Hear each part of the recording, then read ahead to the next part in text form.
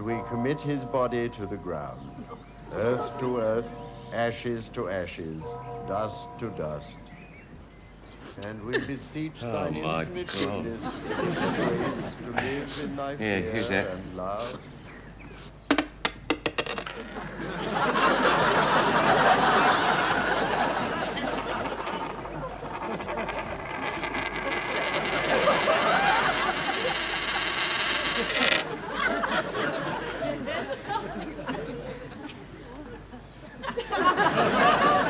In the grave, Mildred.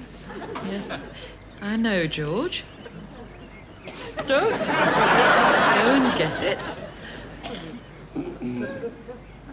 And to die in thy favor, that when the judgment shall come, we may be found acceptable in thy sight.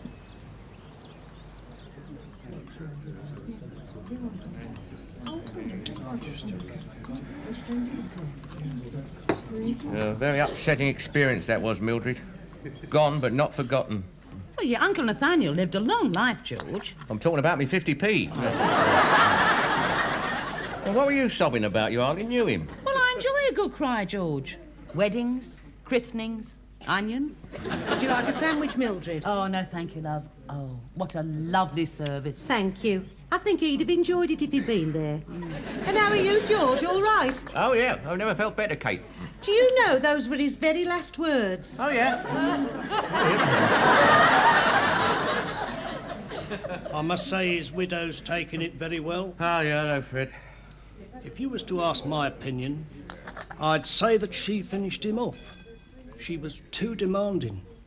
Physically, if you know what I mean. Yeah, oh, I do. Oh, it's like trying to run one hot bath after another.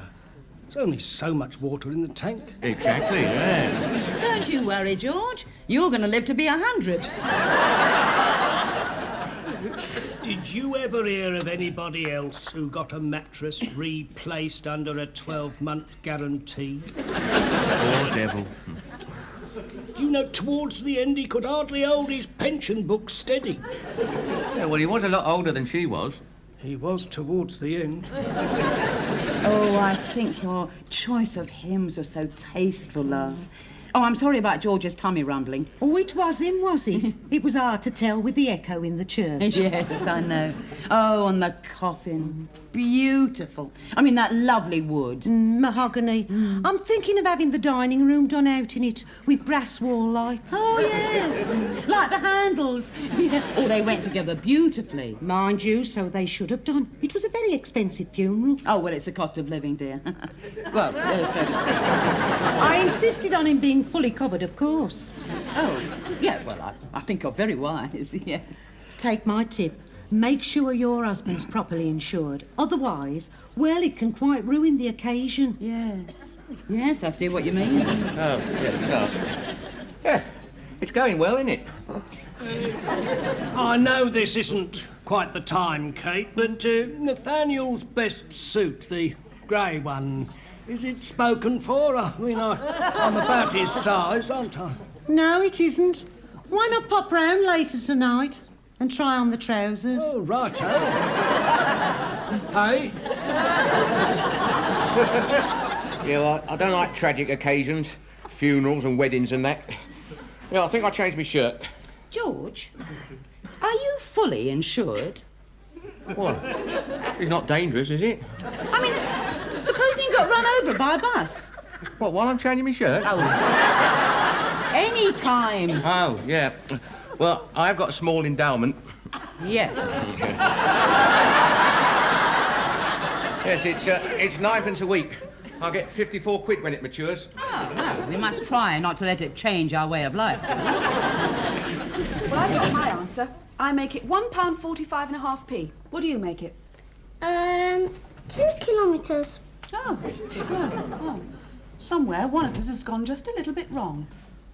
Yes, we're answering different questions. I'm not sure you should be helping him at all, Anne. If anything, it's my job. But you get them wrong.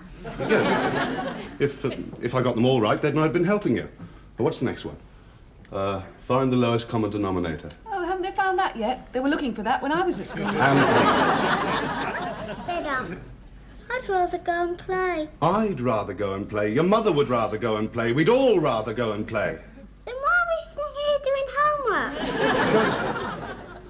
Because I wanted to go on to prep school, followed by public school, and then Oxbridge, postgraduate studies, a doctorate, get married, have a child of your own. And start the whole rotten treadmill all over again. And the first step towards these glittering prizes is to find the lowest common denominator. Now, get on with it. When's your school report due? Next week. Ah, good. Looking forward to that. Yes. We all are.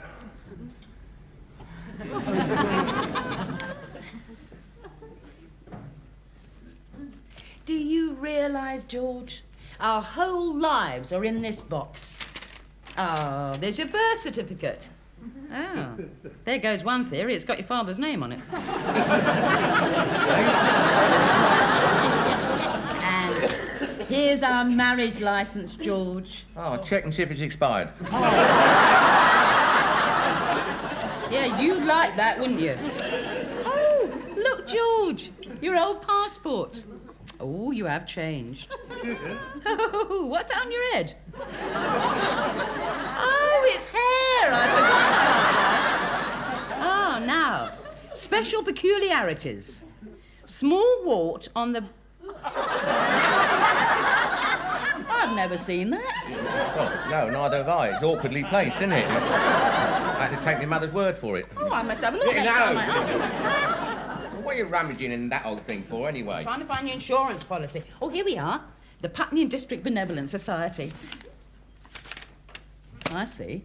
George, you haven't paid any premium since 1952. Ah, well, no, yeah, I can explain that, given a minute. I was out when he called, Mildred. You could drop dead and I wouldn't get a penny. Well, no, but... It's me that people are going to sneer at when they cart you off in a plywood coffin with Matawati tea written on the side of it. You're selfish, George. Yeah, well, I don't plan to die for years, Mildred. Selfish. Now, first thing in the morning, I'm going to inquire about the cost of a proper funeral, and you are going to get yourself insured for that amount. Well, it can't be all that much. Funeral for... Oh, yes, it can. I mean, there's the cost of a headstone. There's the flowers, the cars, the champagne party afterwards, the band. Oh. Good morning, madam. May I be of service? Yes, I was at... I'm inquiring about the cost of a funeral. You've come to the right place. Is it for a loved one? No, it's for my husband. A sad time for you. May I offer my condolences? Ah, I've got the beans, Mildred. Morning. This is him. Your husband? Yes. Oh, but he's still alive, madam. That is a matter of opinion. Yes. Well, perhaps we could go through into the inner office. It's quieter in there. It can't be.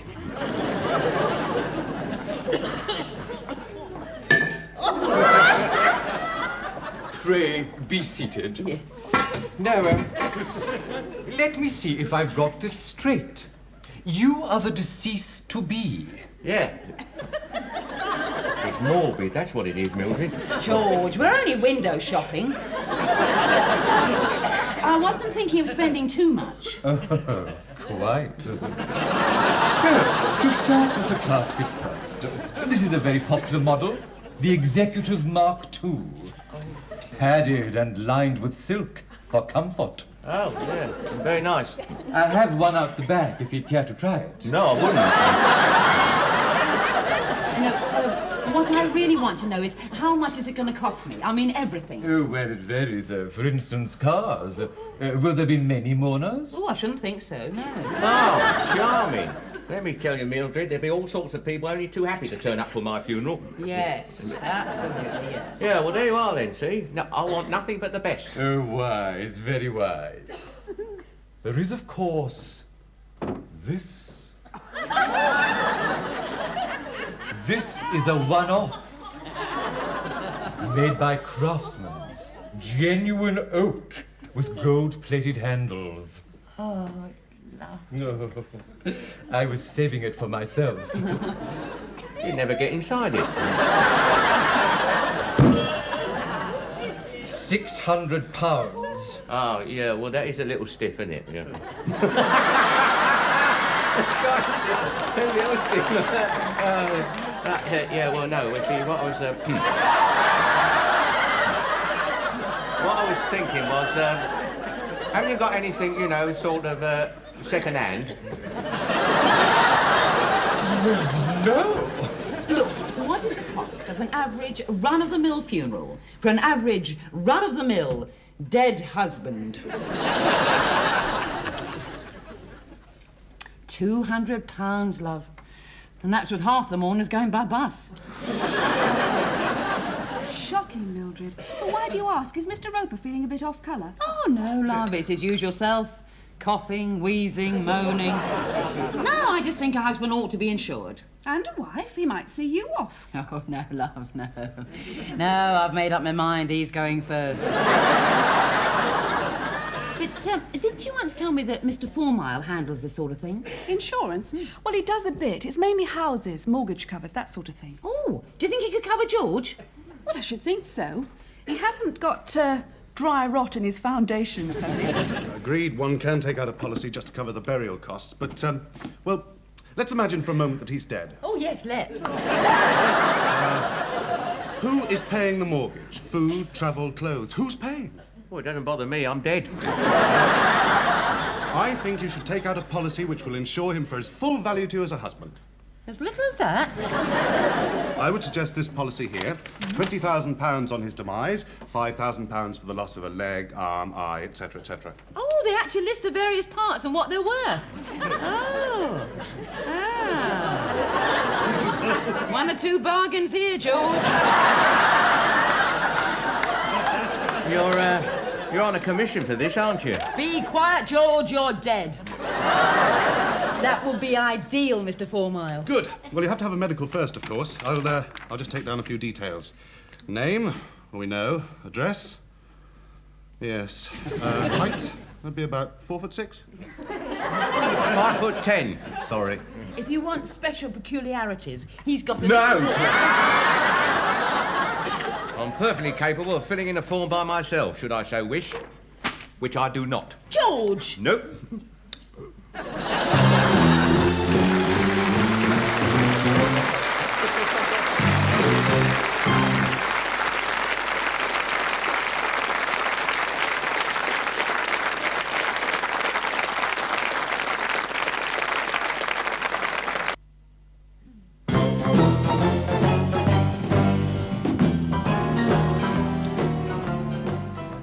Now, I don't like medical examinations, Mildred. They get very personal sometimes, telling you the cough and that. George, it stands to reason they're not going to insure you if you're falling apart. So try not to show it. Oh, and they stick their cold wash name up your wash names. It's not a lot of fun. George, you are only going for a simple checkup. I mean, it's not a transplant, unfortunately. Well, last time I went to see a doctor, do you know what he did? He hit me in the knee with a hammer. You probably said something to annoy him, George. Now, you've got plenty of time. Your appointment isn't till 11, and you're going to see a Dr. White.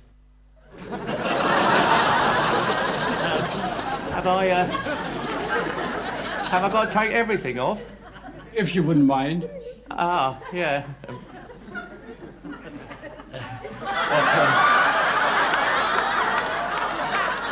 Well, that's it, you see. I do mind, because, well, if I take everything off, I lose my dignity. And you feel dignified looking like that? Yeah, well, no, but... Everything off. I cannot examine you through your woolly vest. Oh, yeah, right. Hey, it's funny your name being, and you being, I'll take everything off. And lie down on the couch, please. Do you smoke, Mr. Roper? No, thank you, not just now. Yeah, I see what you mean. Yeah, about 5 a day. 5. 3 or 4 times a day. Oh, so that's 20. Yes, you could put it like that. Right, I'm ready. Good.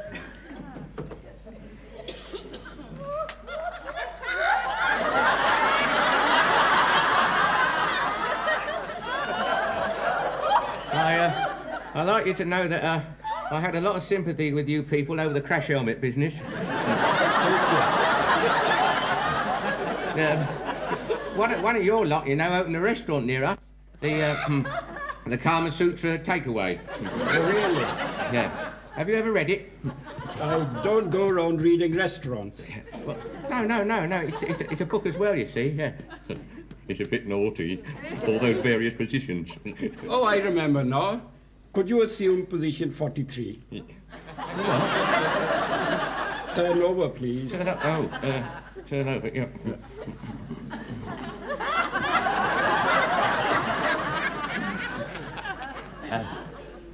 When will I hear from the insurance people? In a day or two. Breathe in, please. You've got a good sense of rhythm, you people. You are too kind, Mr. Roper. It is Mr. Roper, isn't it? Yeah. Oh, yeah. Oh, good, because you all look the same to me.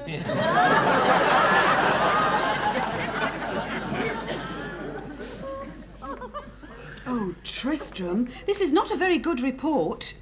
Spelling poor. I was top of the class in RN. RN? Religious knowledge. Spelling poor. And I was fastest at running. Well, that might come in handy. And look what your geography teacher says. Lives in a world of his own. Oh, dear. She puts that on everybody's report. She thinks it's funny. Well, I'll show this to your father when he's in a good mood. Anne? Where the devil is everybody? Which is not now. Anne? Look at this. A parking ticket. £6 for parking outside the magistrate's court. What are you doing there? Paying the parking ticket I got last week. Has Tristram's school report arrived yet? No, definitely not. Pity.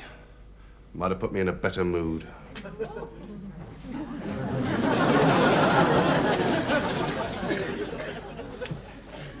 Oh, George, there's a letter here addressed to you. Came this morning. Oh, so? Yeah, it says that you've passed your medical and the insurance company will accept your policy on payment of the first premium. Oh. Isn't that marvellous? Yeah. Have you opened this letter, Mildred? What makes you think that, George? Oh, little things. The fact that it's open and you know what's in it. It's marked private and confidential down here. Well, I'm not going to tell anyone. Well, you just told me. It's addressed to you, George. You're entitled to know.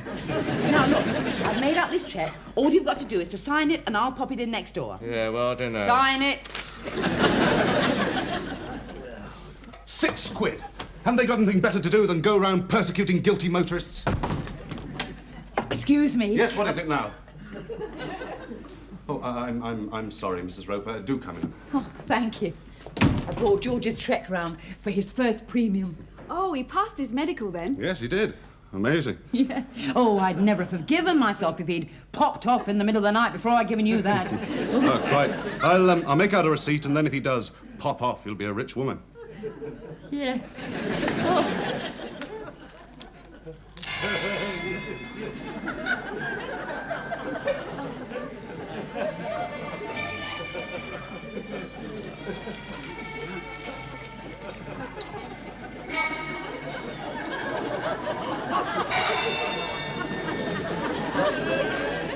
£20,000. You what? Oh, nothing, George, no. Oh.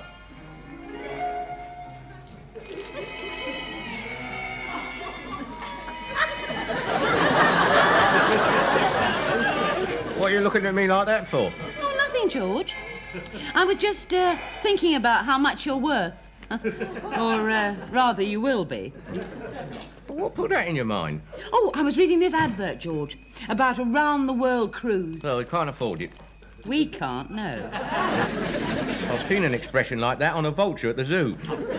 Don't be so silly, George. It's just as if you did go, Well, a cruise would help cushion the grief. I think I'll keep it.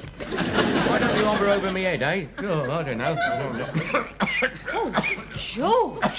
Oh, what a nasty cough. It's the wrong way, that's all. Oh, well. Now, look, George. This tourist class is under £5,000, and that's only a leg. I mean, if you threw in an arm, we could stop off at Madeira for a month. I do not find this conversation at all amusing, Mildred. George, there's no harm in sending off for the details. Over my dead body.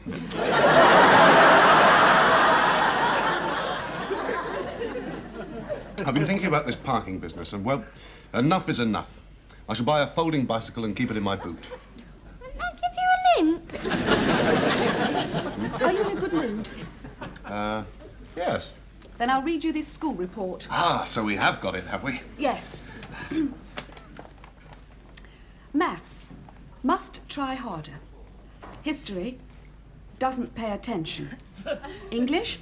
His handwriting has improved, revealing his inability to spell.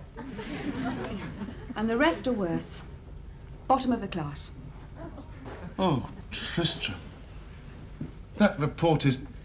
well, it's very disappointing. It's not mine, Daddy. What? It's yours. I don't have your files. It's you when you were 7. But it's... This is Tristram's. It isn't anywhere near as bad. Ah.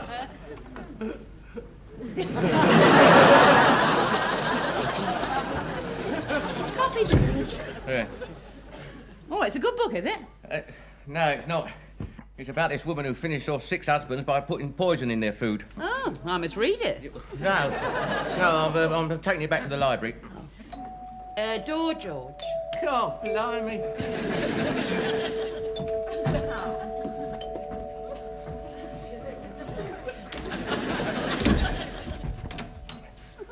Morning. About your insurance, Mr. Roper, I think you made a slight mistake.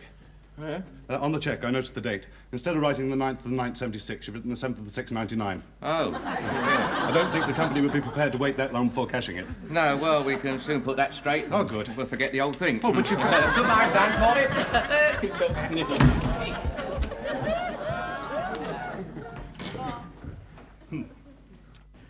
Yeah, it was him next door. Mm.